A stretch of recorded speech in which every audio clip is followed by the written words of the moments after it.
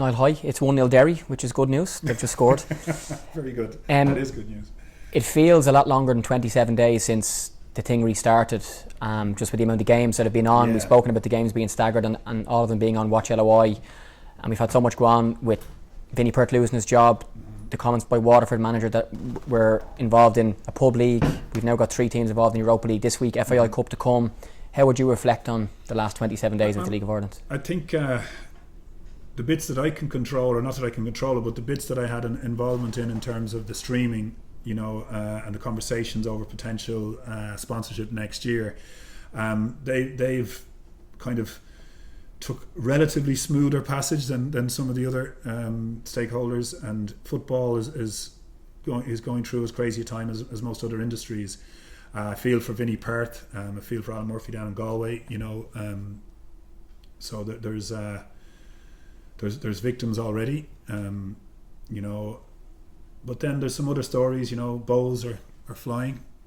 I think that's, sorry, Derry winning tonight is that was a good intro to the question, so that hopefully that'll stay the way it is. They're leading, they haven't won yet. Yeah, they're leading, that's true. You've seen this film before. You've seen this film before, you have. It's a strange time, but I do think the league has done itself a great service by bringing their matches that are behind closed doors to audiences. That audience has to grow, of course, but I think that's been a plus. Would love to have had an ordinary season, but it's an extraordinary season, and there will be victims, and there will be people, who feel that it came back to hit them harder than others, the way things panned out. But in the circumstances, to have our teams playing in Europe, to have the chase for the title going on, with Bows coming in there perhaps and taking Dundalk's seat on that journey, it's been good. And it's good that the other even clubs outside, the fact that Cabinteely, Drogheda, people like that are looking at streaming games and bringing it to their people. I think there's been a positive in one way, with the way things went on. But look, it's tough out for every sport out there, but for the league itself in general, back playing, back seeing it on the streaming platform, even on the mainstream TV, the games that are shown. I think it's helped. I'd hate to see the game now, or the league now, with only the odd game, being thrown, no crowd at all, people wondering how the matches went. What that would have done might have been a bit of damage to the brand, but I think the brand has been really positively enhanced by that. So my sympathies are with those who have struggled, and I suppose the game of football will never stop throwing up, those who do well and those who don't. So Vinnie Perth is a good guy, and he'll bounce back, I'm sure. Wish his successor well, as you do. You have to be impartial here, but the story so far, Rovers have been excellent, and Bows are making a fight of it, and there's one or two other ones. To answer other parts of it, look, I have no role in adjudicating over what managers say and do what they do. I don't like the negativity that comes out when those conversations were made public. With the Waterford manager, who I know well, so it's not good. I think all sides would do that, and I've got no power in my role in here to do anything about that. But let's just hope that the positives outweigh all those negatives that you've mentioned. So yeah, it's not good. I would expect that there would be a bit of embarrassment about how that came out. Yeah, and for someone who's worked so hard to get the league back, to hear a manager recently appointed who's being paid by League of Ireland club to refer to our league, if he did say it, which we've no reason to doubt Vinnie Perth, it's not helpful. I'm not sure it's not to anybody involved. Chesnol pal of mine, I spoke to him obviously when he got here, and I did say to him, if I'm allowed move from Kildare and it's called essential business, I'll come down to him. Then the situation happened, so I haven't spoken to him since, but I have no authority to do anything about that. I think Mark probably is best place to talk about officially doing that, but I think he'll be John will be a bit gutted the way that all came out, and it's it's not good. It's not enjoyable. But he'll know that. Yeah. Interested to find out. Every time there's news from the government about restrictions, the FAI are very quick to release an email with all the information. Mm-hmm. Dr. Alan Byrne and Cahill have done fantastic videos, as of yourself. We're all used to Zooms now and trying to live with the way we are. But for you guys trying to put on paper for clubs and coaches, I manage St. Pat's 19s myself, and you're trying to make sure that everybody can play properly, but at the same time be safe from the professional level to the underage level, and you're trying to deal with government, a new government, and deal with your own doctor and stuff. How has all that been, and trying to just make sure that it makes sense for everybody and we can all try and be involved in the game as safely as possible? Well, I think it's testimony to the group that's here. I said earlier the amount of people that I met in here that I didn't even know worked in the FAI, who I knew from football, and I thought, well, I didn't know you worked in the FAI. And the work that they do, it goes unheralded. It hasn't been the narrative for the last 18 months, as maybe never was to the extent it deserved to be. And I can remember one of the meetings going on to midnight, Cahill, to get stuff out for the next morning so the teams didn't go training to break the rules that had come in on that Friday evening. And we got some criticism from clubs that, you didn't tell us in time. But we couldn't actually physically get it out there till the NFET meeting finished. It was a late evening meeting. We then had to come together on a Zoom. I think there was a lot of people on that Zoom call, and we were putting in, drafts. Can we say this? Can we say that? And it went on till after midnight, and we got some criticism, but it was all done to avoid, people unwittingly breaking the rules by going out and having training sessions that weekend.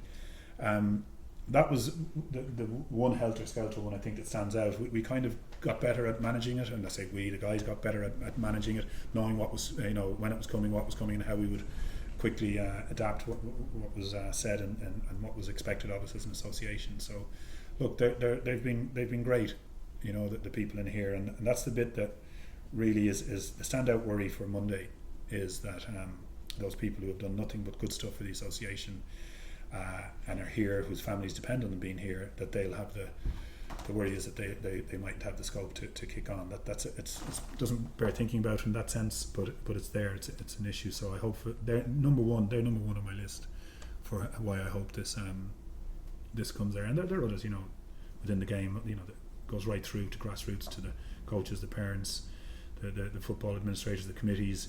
There's so much right through the pros, the players.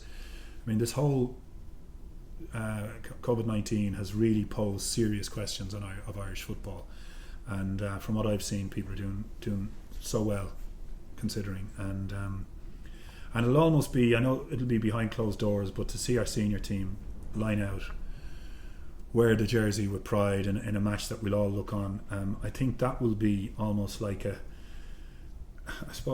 vindication for all the work that everybody has done here, and hopefully there'll be no last minute problems with that. So excited, when the squad was announced yesterday. I became a fan for the day. It was great back thinking about football again. Yeah, the fans, and you mentioned Stephen Kenny's first game at the Viva will have no fans. The League of Ireland games, Mark said there he doesn't feel there'll be fans back this year at all. Might be, yeah. And I've been at games Friday, Saturday, Sunday, Monday almost like the lads since it started. I feel so safe working in the stadiums. The seats are done in such a way that in the bigger stadiums you could definitely, in my opinion, have more people there in a safe way to support. I know Dr. Ronan Glynn did a video last week to explain it's not actually in the stadium, it's around the stadium. But there is a sense of football fans that they feel like they are being told they can't go when pubs are open and there's house parties going on. What's your sense of that, and just how tough it is for Irish football fans that they can't go to the Aviva next week and fit 8,000 people in a 55,000 seater stadium? Yeah, I think having Alan Byrne in and around that decision making group is vital to us, and I also believe that the government have been very good to us. Well, hope that'll come to fruition on Monday. I've seen other associations. I know the GAA got annoyed with the announcement and put some pressure on. I still believe with where we are as an association and what we're trying to achieve, that we have to listen. It's tough to take, and we do get frustrated, but I'm of the opinion that we must follow orders. We still must follow orders, because the numbers have crept up. Well, they've more than crept up. They've bounced up again in terms of those who are positive. So as much as I would like to, I don't think it's right for the organisation to start giving out to go. And I think that's a start of an affront to all the people who the frontline workers who are doing all the work they're doing. I think it would be wrong to suddenly start picking holes in there. It doesn't suit us, but I think we have to behave responsibly. And lastly for me, speaking of former teammates of yours, what did you make of Jason McAteer's comments about Brian Kerr and in return Stephen Kenny, because it has had a lot of reaction? And that would do, because that's what Jason does, and Jason knew he was going to do that. I think he actually said it. This is going to get a big reaction. Let me tell you, all I know is any player I've ever known who didn't get picked by a manager or who felt he was played in the wrong position or didn't get the best out of him always blames the manager. And that's going to be the way. And anybody who gives out about manager years to come will always be the ones that didn't click, didn't get on, career didn't improve. I look back. I actually started thinking about my own managers when I heard that. I was going, what would I have said about my managers? I had different managers with different strengths. George Graham was a real tough disciplinarian. Howard Kendall was a guy who made me express myself, freedom, to do things that I never had before. Don Howe was really defensive. He was my first manager. Everything was about defending. I thought I was a striker, but I was being asked to be a defender. But he was right. He knew far more than me. And right the way through, Jack was just it was odd at times, but it worked, and so we all loved it. But one thing I do know, the one I enjoyed the most was Bobby Saxton at Sunderland. He just got the best out of me, and everything he did is game plan for every player, not just me. And when I look back, I had Alan Ball as well, and even though we got relegated, there was some fabulous training sessions. But when I look back, I'd give out about George Graham, who won titles, because he didn't pick me. He picked Alan Smith instead of me, and I think we do that. We look at who's the one who I did not play the best for. Oh, he was the one, and I just know one thing, that Chris Houghton and Brian Kerr put on fabulous sessions. I know that from lots of other people, and have done in the past, and have brought spirit together. Neither of them need to be even questioned. And Noel O'Reilly, of course. The great Noel. I came across a photograph of Noel. Somebody gave me a programme from the Ireland-England youth game at Tulka Park many years ago that I played in. Tommy McDermott scored the winner, and there's a great group photograph in that programme of Noel with the gang with long hair. And it took me back. I mean, they were some of the best days. I was lucky. Arsenal stopped me from joining a lot of squads, but when I got there, I particularly remember a time in Wales when we met up and spent some time in Wales together. That was huge. That was my first international representative. I didn't have a schoolboy cap. Playing for Brian Kerr, Liam Toohey initially, Brian Kerr and Noel, and having them around. I mean, that was just the experience I got there compared to where I was at Arsenal. I was way down the pecking order.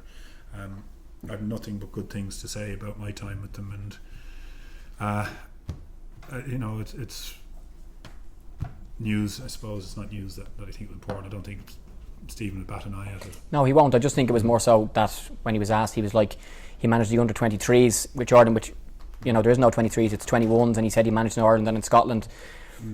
Like, as someone who's played the game and you've played the game, when Stephen walks in with the lads whenever they meet up and he speaks to them as passionately as he does, they will want to run through a brick wall for him, and I don't know why Jason would think otherwise, or would think about his his qualifications when he's managing the Europa League group stages. Yeah, I think sometimes there are players who do broadcast, do podcasts, do whatever, and they get into the flow of things, and they say something, and he knew, he kind of probably might have been pre-planned, I don't know, but it doesn't mean we agree with it.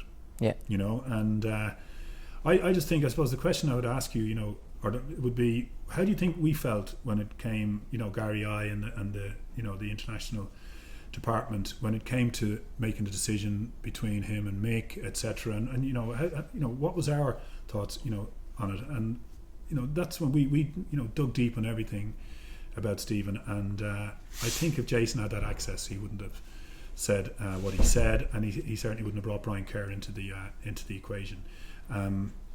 I've great confidence in Stephen and what he will try and achieve with this particular group right now, and where it can go.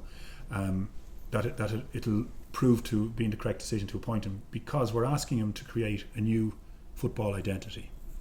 Will it appear against Bulgaria and we all say, oh yeah, that's it, we're done now? No, that would be wrong to even suggest that could happen. I think over a period of time, that the type of football that Stephen wants to play, the type of football that he got his 21s to play, and some of those, as you know, are coming through, that augurs well in the creation of football identity, the type of football that all of our international team managers are putting in place now, the type of sessions that are there, they're out of this world from what I've seen in the past, and that's what counts. It's not a story about what Jason was doing or dragging Brian Kerr or Chris Houghton into it. It's I think the focus, if we're looking at the players and what come in, they'll be taking part in sessions, they'll be asked to play a game that they'll feel great playing. It's just getting the confidence in and making them believe in it to the point that that they'll run with it, and that they'll and not run with it because of him, they'll run it with themselves, that they're able to achieve more playing this way than they ever would have, and that's his job, to get them to do that, and we're backing him to do it.